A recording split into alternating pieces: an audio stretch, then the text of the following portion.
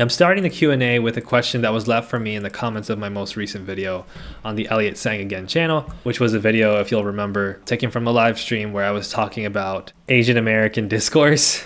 Let's say I was talking about my own identity as a Wasian, but as a Latino Wasian, which I didn't get into the Latino part much for, pretty obvious reasons. It wasn't really the topic, but Wasianness was. So I talked about being Wasian, and actually I got a comment from somebody asking if I could talk about what it means to be a mestizo Wasian. That's what this person said, the term this person used. We'll get into distinctions between mestizo, Latino, and whatever terms in a bit. This is from Yakult Soju. I would love to listen to more of your thoughts on being a mestizo Wasian. I'm a Korean immigrant from Seoul who married a Guatemalan Puerto Rican mestizo and have a mestizo Wasian son myself. My experience as a Korean immigrant has been very traumatic, obviously due to racism against Asians, but also being held witness as a model minority to racism and violence against Black and Indigenous people. I now experience that same gaslighting in the Latino community and family I have married into. Raising a mestizo Wasian as a Korean mother and an ever racially confused Latinidad is really hard to navigate. I'm surrounded by anti-Blackness and anti-Indigenous sentiment that I am often dismissed when speaking out against. And it is so rare for me to find camaraderie amongst other Korean Americans here because Korean America has such a strong boba liberalism and pro-white sentiment. We're kind of touching on that in the video. And my family are classic conservative Koreans who think I'm crazy for saying homeless people deserve rights. So it goes. I often feel so disoriented having to navigate white supremacy of the US, then also the white supremacy of Latinidad. And I can't imagine how much more disorienting it could be for my own mixed son. Anyways, it would be nice to hear what you have to say, Elliot. Thank you. So this is an opportunity for me to talk about my identity and ethnic background. I've thought about doing so at different points, but what am I going to do? I'm not going to be like one of those like biracial channels that's just like, so this is what it's like being biracial. But for those who don't know, yeah, I am a Dominican American of Chinese descent. That's one way to word it.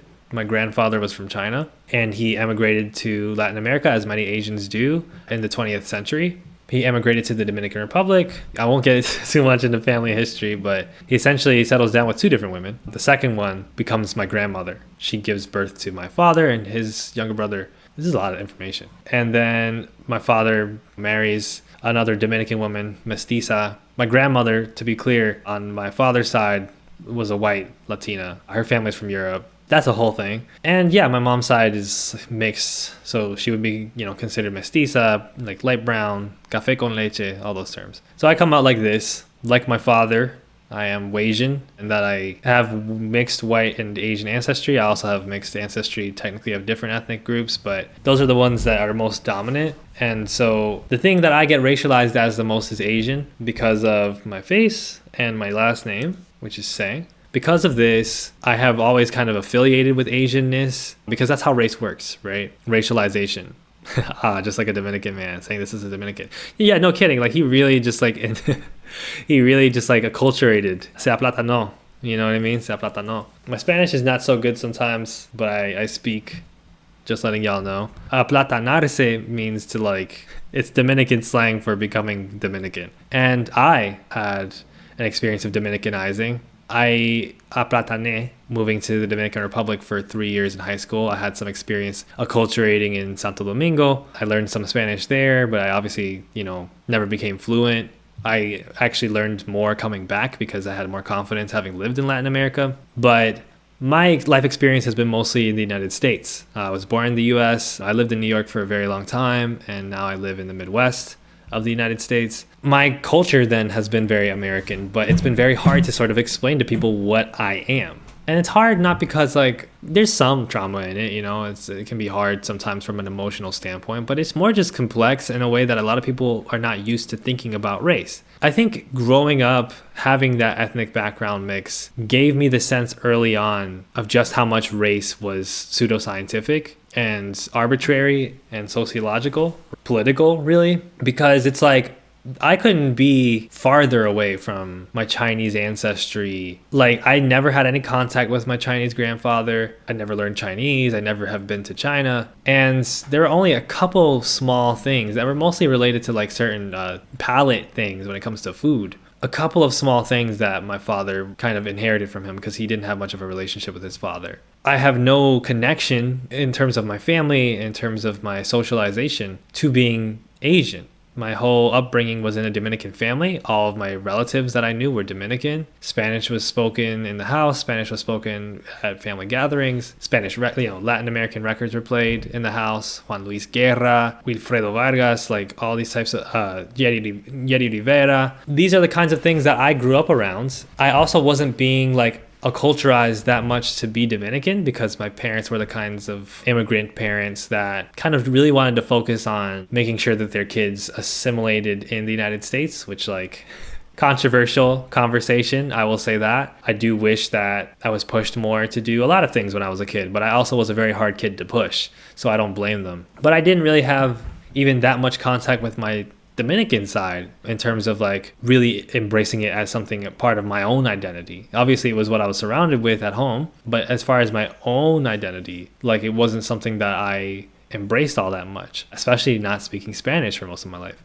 That being the case, imagine what it would have been like, you know, to be considered Chinese. But it's a racialization, it's a race thing. And so because you look a certain way, because you have any amount of ancestry and look a certain way, that's where you're classified. And I think a lot of people, you know, going to Santo Domingo, I was called Chino all the time. That's why it's always really funny for me when some people are like, aren't you white? Because like, I would say I get racialized as white maybe like 10-20% of the time. About 80-90% of the time, I'm racialized as Asian, mixed Asian. Sometimes I get white Filipino, which essentially I'm white Filipino. If you're mixed Asian and Latino, you're basically white. You're basically Filipino. I don't know if that's like the humor of today, but like I grew up with a bunch of Filipinos and that's kind of what we would say. So it just was always very confusing for me to understand who I was. And that's not something that I took as like a tragedy, which I think some people do and I think can hold you back a lot of times. People assume that if you grow up within one culture, whatever that means, and within like 100% of one background, whatever that means, like, you know, Colt Soju, who commented, like, you're a person who has 2 Korean parents, it seems, and grew up in Korea, was born in Korea. You have a wholly Korean family. You probably speak Korean. But that doesn't mean that you feel super comfortable in your Korean identity either, right? You're not going to get confused with anything else. It's not going to be confusing to you to explain to anybody else what you are. But there's always going to be differences, especially when you settle outside of a country. There's going to be major differences even between the culture within a country, because countries are new concepts. Nations, especially nation states, are new concepts, and the regional differences within an island, within a peninsula, within any area are significant, right? So everybody has identity crises. Everybody has identity issues. That doesn't make me special. But what is unique is that, for one, you get fetishized a lot, I would say. You get otherized a good deal. There's a sense that for monoracial people, for instance, that, yeah, if you're around your own people, that's easy to identify and then you feel at home. Again, I would contest that. I would say that that's not necessarily as clear as it seems, but it certainly wouldn't be the case if you have a mixed ethnic background and a mixed national background like I do. Filiprimos. Exactly, my Filiprimos. What I would say too is that fetishization, or that exoticization is probably the better term, can kind of make you feel a sense of, you know, confidence or ego that isn't really warranted. Like sometimes you can take it on as like, oh, there's something cool about me because I'm mixed, which is a dangerous path to go down. But at the same time, it also makes you feel conscious, like self-conscious of like your own identity, because if you feel like you're kind of a freak in a way. And I do try to downplay this because I don't think it's something that, again, like I think everybody has identity issues. And I think it's very easy for mixed race people and multi-ethnic people to look at monoracial people or mono-ethnic people or monocultural people and say, I wish I could be like that. I wish I could fit in. And I think that that's harmful, right? But the difficulty of that background is, especially at a young age, you have a lot less of a comfort zone to fall into, because it's not, you know, sometimes your ethnicity and how you're easily identified can be a stand-in to fit into certain groups early on. But I also grew up in a very ethnically diverse place anyway. I grew up in New York, right, in Queens. So that was not something that I had to worry about so much because everybody was a different ethnicity. As you can see, I'm kind of working through this in real time. This is not the most coherent, linear answer. I think another difficulty, though, is because you're of these mixed backgrounds, you're exoticized. You're kind of seen as like this rare specimen in a way by certain people, especially like older people. Gen X and above have like a way of normalizing the idea of multi-ethnic people as like, you know, interesting or cooler, or like even just like the way that the world should go. These are the kinds of things that you would hear growing up where it's like, oh yeah, you're like the future. And it's like, no, like multi-ethnicity is like a new concept to describe something that has been happening since the beginning of human existence. Since the beginning of modern humanity, of course, there's always been migration and there have been different tribes that have intermingled. I'm just like a new version of that, and I'm just a regular human being like anybody else. I would say that another difficulty is one that is more closely related with acculturation than it is about my ancestry, which is that because I didn't learn to be Dominican, I didn't learn the language very well for most of my life. I didn't speak it. I didn't feel connected with my Dominican heritage. I think that left me with certain gaps in who I am. Like, I think that I felt some type of shame about that. And I do feel like I felt like some type of distance from Dominicanness. I do feel like I felt ashamed of my Spanish. And to this day, I deal with that. It's hard because I'm already a person who stumbles over my speech a bit. I'm a person who struggles to find words sometimes. I'm a person who mixes my words up or describes things weirdly sometimes. So trying to get that in a different language, like even though I've trained and studied a lot in speaking Spanish, there are still times where it feels like I've made zero progress since I was like 10.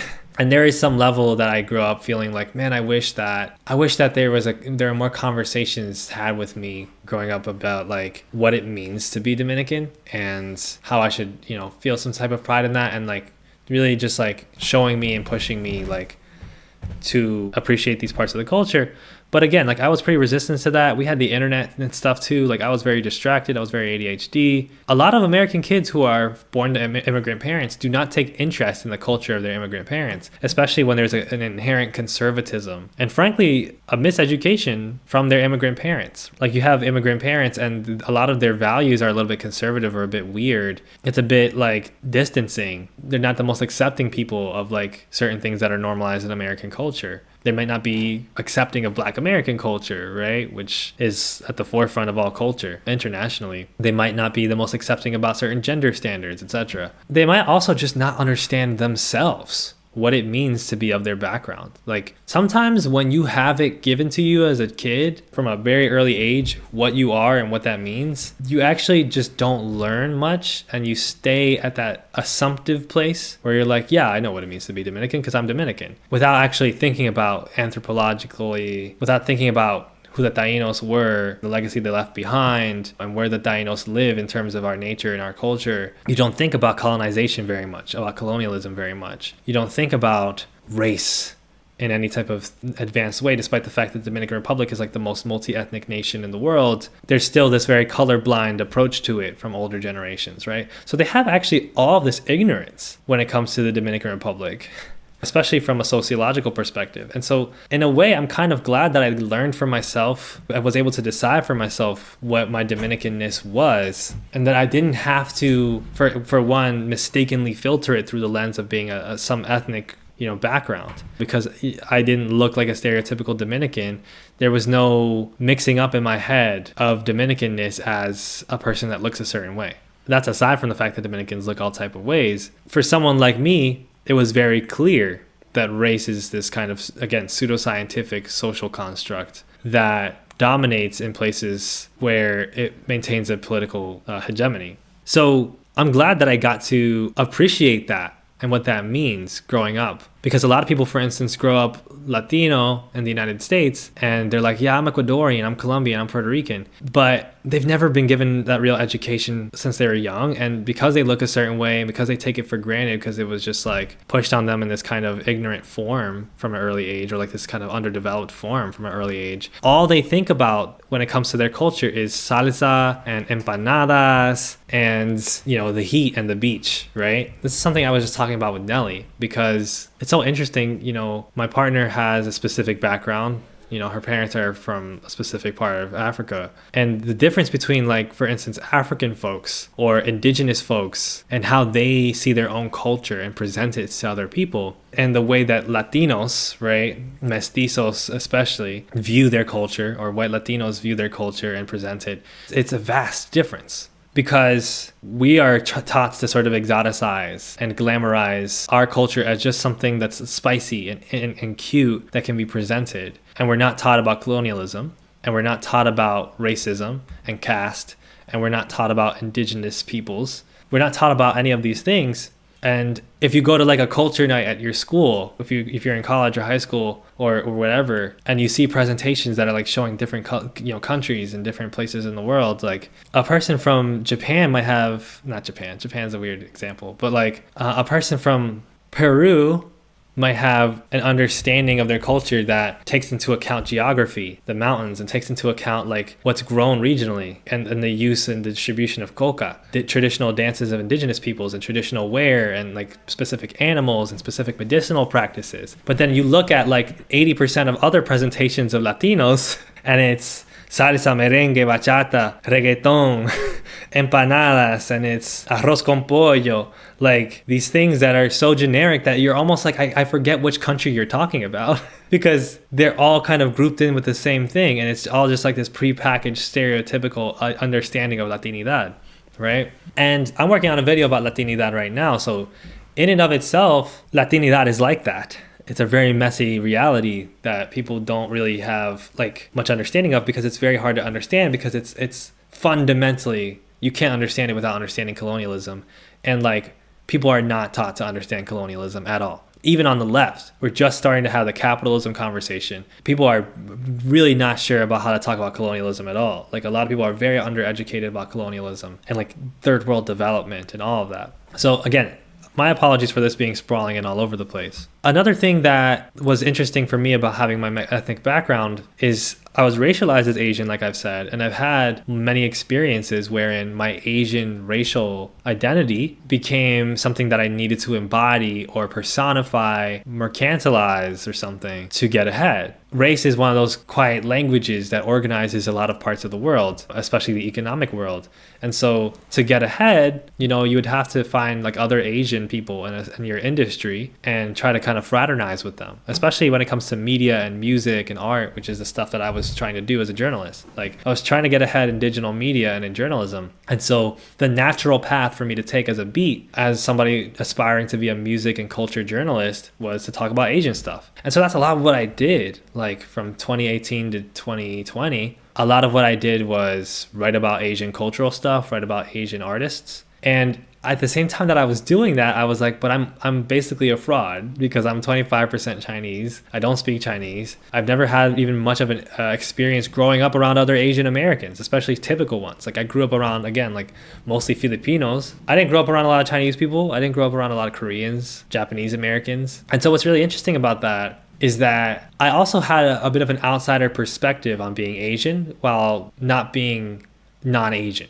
Nobody can take my Asianness away from me. It's a part of how I live, right? And if identity is ultimately a lot of the time about outside perception, then I fit that bill. I'm perceived as Asian. I'm grouped as Asian. Asian people often embrace me as one of their own. And so a lot of the typical realities of that I experience, and I have the ancestry, right? So I can't be not Asian. At the same time, I have so many parts of my own life experience and identity that are not Asian. So I'm able to look at a lot of Asian stuff and be kind of like, I don't really get this, especially when it comes to Asian American stuff. You know, being somebody who took interest in politics and colonialism as a Latino, that became an interesting lens for me to compare it with Asian Americans. So for instance, the model minority myth. Latinos are often, especially brown Latinos who live in the inner cities, are, and now, you know, of course, Mexican immigrants over the past 20, 30 years crossing the border, they're compared unfavorably oftentimes with Asian Americans as the model minority. They're one of the chosen sort of underclass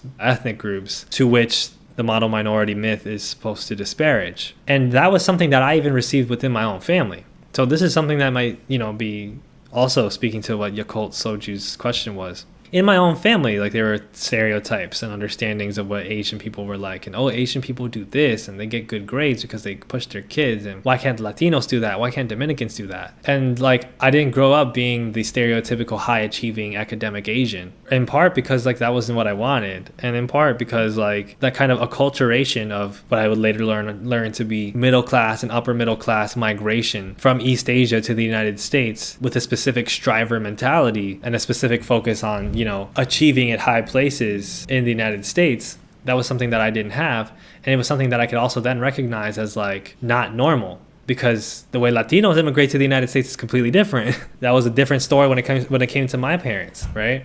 So as I learned more and more about race and ethnicity, I not only had the understanding from being mixed that like a lot of the stuff was arbitrary, and so I didn't hold on to the wrong ideas, naturalizing ethnicity and race where those things would not be possible or were not a good idea. I also had the perspectives from different backgrounds that kind of helped me contextualize each of the two. I could give you a better understanding of like why Asian immigrants and Latino immigrants are very different because I was forced to. Does that make sense? Like I was kind of forced to because I had to try to understand myself. And in trying to understand myself, I had to try to learn about what makes these groups different. And by learning about what makes these groups different, I had to learn about capitalism and colonialism because that's how this works. So there are a lot of essentially like resources that being different can give you, but it doesn't make you understand. And it can go wrong in many ways because the resources are resources, but resources are nothing if they're not used. Not necessarily. Is that the right wording? What's the wording I'm looking for? Essentially, you can have those resources, but you might not use them because you might not be taught to.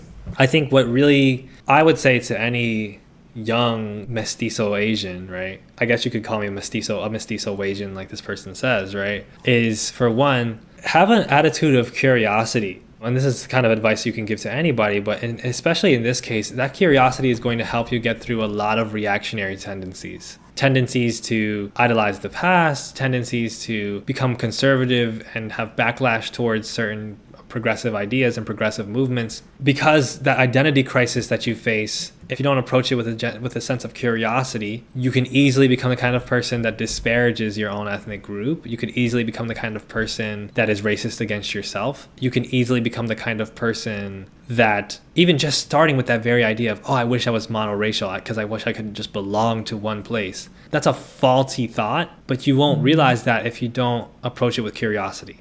If you're just feeling stuff and just being reactive to them, it's very easy to fall into bad thoughts that are all based off of traumas, that is all based on being confused, like the confusion and the mess of how you're growing up as a young person. So you have to look at your ethnic background as a kind of resource for study, a resource for studying yourself and other people. And that has to be based off of a material understanding of like, where does my family come from? Where do other people's families come from? Why do certain ethnic groups get pitted against each other? Why are certain ethnic groups at the quote unquote bottom of the totem pole? Why do caste systems emerge? Because that resource can be very enriching because it can teach you about where you fit at the same time that you learn about how the world works. So it's a very dialectical thing where by learning how the world works, you learn more about yourself. And by learning more about yourself, you learn more about how the world works. And I would say that my mixed identity is, to me, that dialectical resource. Aside from that, I think that as far as anti-blackness and anti-indigenous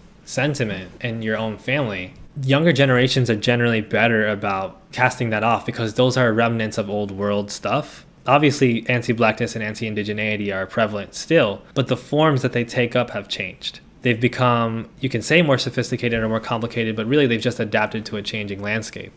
And so one day, people who are in a different background and in a different landscape will look at them and have much more understanding of them than we are because we're just so close to them and we don't have the retrospect benefit. What am I trying to say? Essentially, when I've dealt with anti-blackness and anti-indigenous sentiment in my own family, it was really emotionally difficult. Frankly, it was really emotionally difficult to hear things from your family members like the classic, oh, the Tainos were all lazy, they didn't want to work, they all, killed themselves because they didn't want to work, they were backwards, they were savages, etc. When I was really angry and sad about that, I could have allowed it to become something that made me a very hateful person, because I could have looked at those family members and said you're evil. More so, I could have looked at what they were saying and in an effort to learn from them and to make them to appease them and to be like them, to make them happy, I could have just embraced what they were saying as true. And I didn't do either of those things because by being curious, I was able to be okay, so what would make a person think that? First of all, is it true?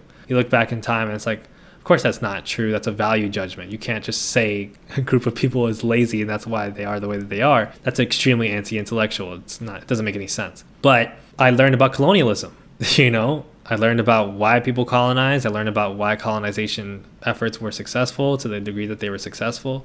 And moreover, I felt bad for my family.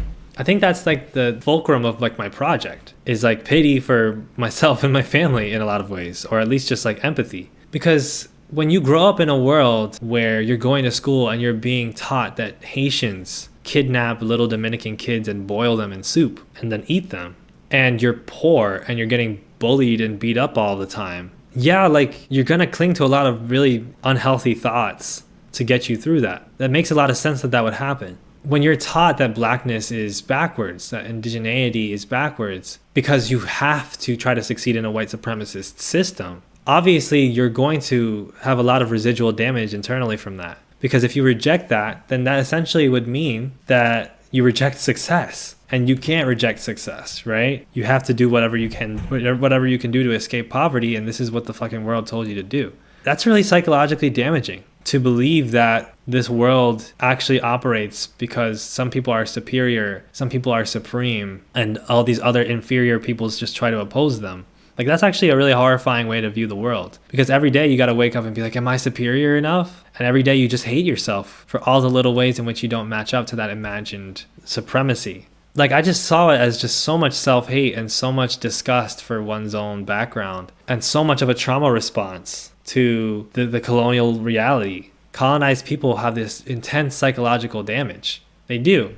And I think there's a lot of work now, finally, in the 2010s and 2020s, as well as, borrowing from Fanon's work in the 50s and 60s, and those that learned from Fanon. There's a lot of work that actually delves into the colonized psyche. And I think that's really fucking important, because it's very easy to have this construct of mental health and psychology that all of us are on this equal plane, that everything is just based off of the inherent goodness of a person, or more than that, that all of us, are essentially the same because we're all born now and there's nothing that history does to shape us. Of course, history shape us. They shape us genealogically. They shape us materially in terms of resources. They shape us in all types of ways. And, the work of someone like Gabor Mate speaks to that. Of course, a child whose parents survived the Holocaust is going to have certain traumas and psychological difficulties that they have to deal with. So whenever I look at anti-blackness and anti-indigeneity in my own family, I just think about how sad that has to be, to feel and think the way that these family members think and feel. And I think about, like, okay, well, I'm on my own journey of trying to learn and try to make this better, trying to make the society better, trying to make myself better, trying to do better for my family and the people around me and my community. So the amount to which I will tolerate this person in my life will depend on how much they're going to affect me doing that. And there's certain family members you just can't talk to. And more so, there's some family members you just can't talk to about certain things because you don't have the time or the energy to give without taking away from that goal. That informs a lot of like how I talk about my family. I do think in certain cases, no contact has to happen. I'm very proud of people who are able to go no contact with, their parents and other family members that are toxic in all various ways that are usually related to capitalism and colonialism and patriarchy. That's never had to be my choice because I'm the way that I'm built and the way that my situation was. It didn't have to be the thing I did, but sometimes that has to happen. Yeah, being mixed, it can be a really great resource that teaches you not to take comfort in certain things because you can't already. It teaches you that you can't just take comfort in whiteness because you're not white. And it teaches you that you can't just take comfort in race science because you don't neatly fit into any race, any racialization. And those discomforts can be resources to becoming a better person. Okay, I think I'm done answering that. That was a lot. Thank you so much for that question. And I could go on about this for a long time, so feel free to ask follow-ups.